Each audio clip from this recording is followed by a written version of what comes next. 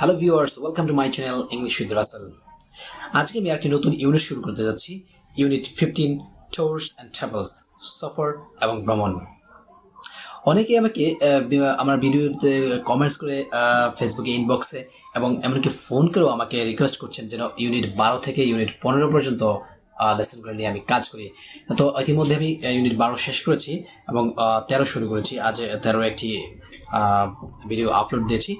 তো এদিকে 13 এবং লাস্টের দিকে 15, এই 13-15 দুদিক থেকে আমি কাজ শুরু করছি। তো আশা করছি খুব অল্প সময়ের মধ্যে এই 13 থেকে 15 আমি শেষ করতে পারবো। তো যারা আমাকে আমার ভিডিওগুলি দেখছেন, আমার ভিডিওতে কমেন্ট করছেন, শেয়ার করছেন এবং লাইক দিচ্ছেন, সবাইকে অনেক ধন্যবাদ জানাচ্ছি। তো চলুন শুরু করছি আজকের ইউনিট 15, ট্যুরস অ্যান্ড ট্রাভেলস এর লেসন 1। লেসন 1 আছে travelling to a village in Bangladesh, বাংলাদেশের একটি গ্রামে ভ্রমণ। এরপর পার্ট 1 এর প্রথম আলোচনা করব।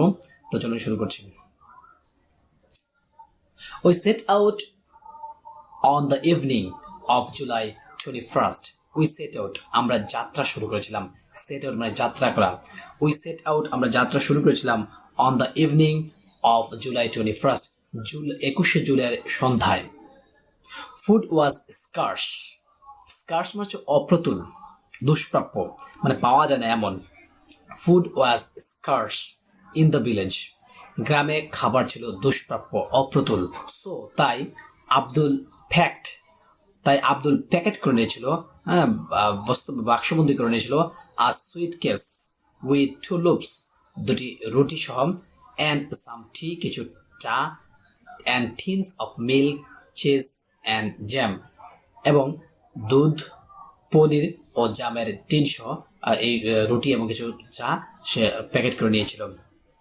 উই ট্রাভেলড, আমরা ভ্রমণ করেছিলাম, intermediate class in a cross country train, আন্তদেশীয় একটি ট্রেনের মধ্যম শ্রেণীর কামরায় আমরা ভ্রমণ করেছিলাম। নট আনকমফোর্টেবলি ক্রাউডেড, যেটি অসহ্য রকমের জনাকীর্ণ ছিল না।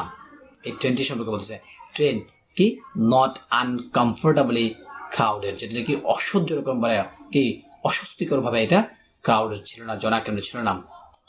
Through a country of shady loveliness, বলছে ছায়াঘেরা সুন্দর একটি গ্রামের মধ্য দিয়ে আমরা গিয়েছিলাম। থ্রো মানে মধ্য দিয়ে, কান্ট্রি মানে এখানে দেশ না, একটা গ্রাম বুঝেছে। গ্রামের মধ্য দিয়ে, কেমন গ্রাম ছিল? অফ শেডুই, ছায়াঘেরা, লাভলিনেস, সৌন্দর্য, সুন্দর একটি ছায়াঘেরা গ্রামের মধ্য দিয়ে আমরা ভ্রমণ করেছিলাম। ইট ওয়াজ আ মুনলেট নাইট, এটা ছিল একটি জ্যোৎস্না স্নাত রাত। অফ ব্রোকেন সফট ক্লাউড, বিচ্ছিন্ন কোমল মেঘে ঢাকা, বলছে কি এটা ছিল বিচ্ছিন্ন কোমল মেঘে ঢাকা একটি জ্যোৎস্না স্নাত রাত ছিল। দ্য ল্যান্ড ওয়াজ মোস্টলি, মানে বেশিরভাগই, মোস্টলি তো বেশিরভাগই, আন্ডার ওয়াটার, যে জমিগুলি প্রায় বেশিরভাগই ছিল পানির নিচে। With paddy and coco palms growing from it, যেখানে যেই জমিগুলি থেকে ধান এবং কোকো পালমস মানে হচ্ছে তাল গাছ, যেখানে ধান গাছ এবং তাল গাছ জন্মেছিল। And a few raised cart tracks and groups of cottage islands among clumps of bushes, বলছে এবং কতিপয় কিছু মাল টানার গাড়ি এবং মাল টানার গাড়ি চালানোর মতো রাস্তা এবং কিছু কিছু কুড়েঘর, যেগুলো নাকি এই ক্লাম্পস অফ বুশেস, এই ক্লাম্পস অফ বুশেস মানে হচ্ছে ঝোপঝাড়ের মধ্যে জেগেছিল।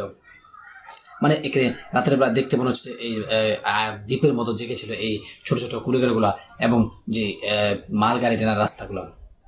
অল রিফ্লেক্টেড, এই সবগুলি প্রতিফলিত হয়েছিল। রিফ্লেক্ট মানে প্রতিফলিত হয়েছিল, পাস্ট ইনডিফিনিট, যেহেতু অতীতের ঘটনা বলছে তো সম্পূর্ণটাই পাস্ট ইনডিফিনিট। অল রিফ্লেক্টেড, সবগুলি প্রতিফলিত হচ্ছিল অ্যামং দ্য শ্যাডোস, ছায়ার মধ্যে।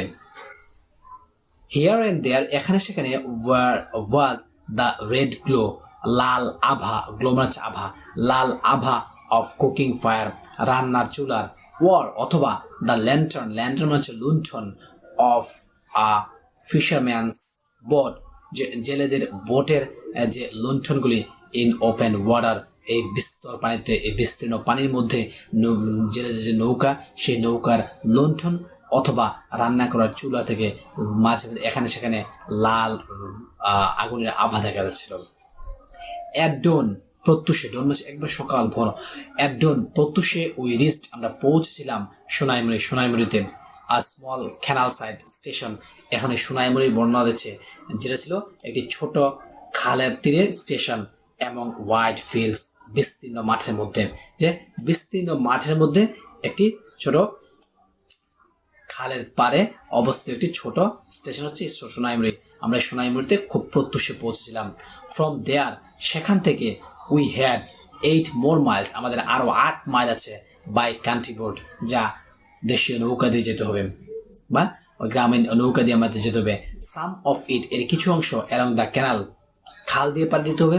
সাম অফ ইট এর কিছু অংশ অ্যাক্রস দ্য ফ্লাডেড পেরিফিল, যে কি বলছে নদী বিধৌত ধান ক্ষেতের মধ্য দিয়ে পাড়ি দিতে হবে। যে 8 মাইল, এই 8 মাইলের কিছু অংশ আমাদেরকে খাল দিয়ে পাড়ি দিতে হবে আর কিছু অংশ নদী বিধৌত ধান ক্ষেতের মধ্য দিয়ে পাড়ি দিতে হবে। I was looking forward মানে হচ্ছে উন্মুখ হয়ে অপেক্ষা করা বা আগ্রহের সাথে অপেক্ষা করা।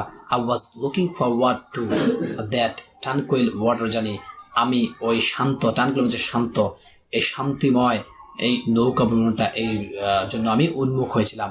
ইন দ্য আর্লি মর্নিং এই সকালবেলাতে, বলছে সকালবেলাতে এই শান্তিময় নৌ জার্নিটার জন্য আমি খুবই উন্মুখ হয়েছিলাম। And tranquil it must have been এবং এটা অবশ্যই শান্তিময় ছিল। ফর কারণ হচ্ছে I fell instantly asleep I fell asleep মানে হচ্ছে ঘুমিয়ে পড়া, ইনস্ট্যান্টলি তৎক্ষণাৎ, ইনস্ট্যান্টলি মানে হচ্ছে তৎক্ষণাৎ, আই ফেল ইনস্ট্যান্টলি অ্যাসলিপ আমি তৎক্ষণাৎ ঘুমিয়ে পড়েছিলাম। অ্যান্ড নিউ নো মোর আমি আর কিছুই জানতে পারিনি। টিল পর্যন্ত উই রিচড দ্য ল্যান্ডিং ঘাট এট খোরশেদস house in a blaze of sunlight তপ্ত রোদে খোরশেদের বাড়ির ঘাটে নামার ঘাটে পৌঁছে পর্যন্ত আমার আর কোনো কিছু মনে নেই। মানে বলছে যে সকালবেলা এই জার্নিতে আমি ঘুমিয়ে পড়াতে আর কি তৎক্ষণাৎ আমি ঘুমিয়ে পড়েছিলাম এবং খোরশেদের বাড়ির ঘাটে তপ্ত রোদের মধ্যে সেখানে পৌঁছে পর্যন্ত আর আমার কোনো কিছু মনে নেই।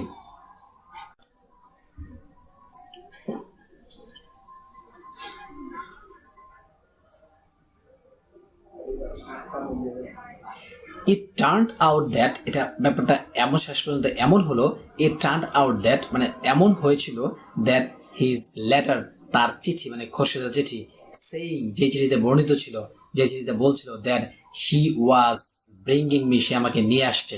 মানে বলছে যে খোরশেদ তার বাড়িতে একটি চিঠি লিখেছিল, যে এই চিঠিতে বর্ণনা করা হয়েছিল যে এই আমাকে নিয়ে সে খোরশেদ গ্রামে আসছে। সেই চিঠিটা কি হলো was still on its way এটা এখনো তার পথেই ছিল, তার মানে এখন এটা পৌঁছনি বাড়িতে। খোরশেদ আমাকে নিয়ে আসার আগে গ্রামে যে চিঠি লিখেছিল সেই চিঠিটি এখনো গ্রামে পৌঁছনি। But they rallied to the crisis কিন্তু তারা সংকট বাড়িয়ে তুলেছিল। রেলিড মানে সেখানে বাড়িয়ে তোলা হতে পারে, সংকট বাড়িয়ে তুলেছিল। And gathered round to make me welcome এবং তারা জমায়েত হয়েছিল আমাকে স্বাগত জানানোর জন্য। দো অ্যাজ নান অফ দেম যদিও তাদের কেউই স্পোক এনি ইংলিশে কথা বলতে পারেনি। দে কুড অনলি স্টিয়ার তারা শুধুমাত্র তাকিয়েছিল। অ্যান্ড লাভ এবং হাসছিল। And offer me coconut juice তারা আমাকে নারকেলের পানি দিয়েছিল। বললো কি but they rallied to the crisis তারা কিন্তু তারা সংকট বাড়িয়ে দিয়েছিল। অ্যান্ড গ্যাদার্ড এবং তারা জড়ো হয়েছিল round to make me welcome আমাকে স্বাগত জানাতে। দো যদিও as none of them spoke any English যদিও তাদের কেউ ইংরেজিতে কথা বলতে পারতো না। they could only stare তারা শুধু আমার দিকে তাকিয়েছিল। and laugh এবং আমার দিকে তাকিয়ে হাসছিল। and offer me coconut juice এবং আমাকে নারকেলের পানি দিয়েছিল।